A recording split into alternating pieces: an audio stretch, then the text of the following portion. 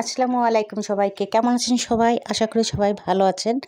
আলহামদুলিল্লাহ আমি ভালো আছি। আজকে দুপুরবেলা আমি মুরগির মাংস দিয়ে বিরিয়ানি রান্না করেছি।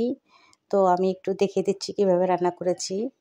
আমি প্রথমে কিন্তু মাংসটা যে রান্না করে রেখেছি, এটাকে বিভিন্ন রকম মশলা দিয়ে রান্না করে রেখেছি। আর চালটা আমি ধুয়ে রেখেছি, পানি ঝরিয়ে রেখেছি। আর আমি প্রথমে রাইস কুকারে কিন্তু দুধসহ পানি দিয়ে দিয়েছি আর পেঁয়াজ বেরেস্তা করে রেখেছি।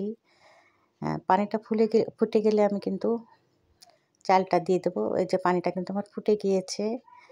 পানির সঙ্গে কিন্তু আমি পেঁয়াজ, কাঁচামরিচ, লবণ মোটামুটি যা যা লাগবে আমি সব কিছু দিয়ে দিয়েছি। তা এখন কিছুক্ষণ আমি এটা রান্না করে নেব।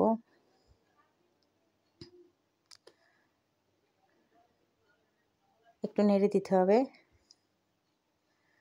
তো যা হোক আমি রান্না করে নেব। তা আমার এই যে রাইসটা রান্না করা হয়ে গেছে। এখন আমি একটু গাজর গ্রেট করে রেখেছিলাম, ওইটা দিয়ে দিলাম। একটু কালারফুল হবে, দেখতে বেশ ভালোই লাগবে। তো একটু নেড়ে চেড়ে দিব।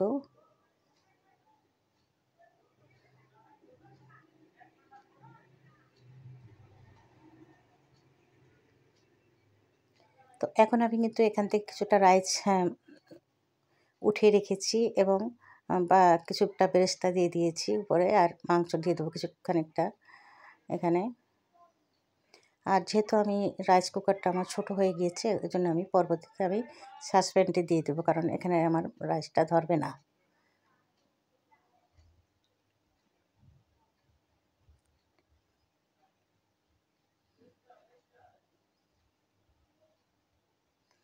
হ্যাঁ, এই যে আমি কিন্তু রাইস গুলো সাসপ্যানটি দিয়ে দিয়েছি, কারণ আমার রাইস কুকারটা ছোটো হয়ে গিয়েছিল। তো সবগুলো আমি আর এক পাত্তা দেওয়ার পরে আবারও চিকেন দেওয়ার পরে আমি পেঁয়াজ বেরেস্তা উপর থেকে দিয়ে দিয়েছি।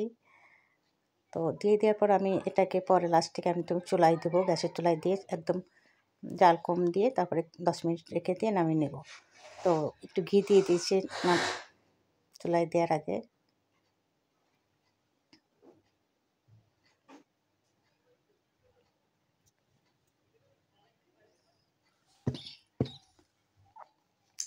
তো এখানে কিন্তু দুধে জাফরান ভিজিয়ে রেখেছিলাম, তা ওইটা আমি দিয়ে দিয়েছি।